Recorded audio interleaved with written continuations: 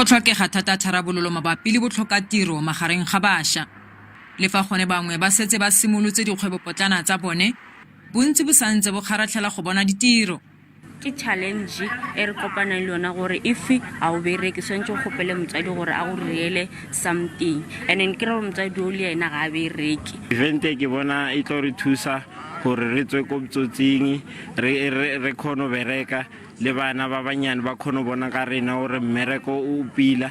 Go le jalo go dumelwa fa tsela e ka tlisang tharabololo e le go tlhabolola bokgoni. Ntlha eo e ka kgontshang bašwa go simolola dikgwebo tsa bona. The economy is not able to create enough jobs to accommodate everybody. So entrepreneurship is one of the routes that we think could be able to assist us in solving the unemployment crisis that we are currently facing. We are looking at welding, we are looking at plumbing as well as water reticulation.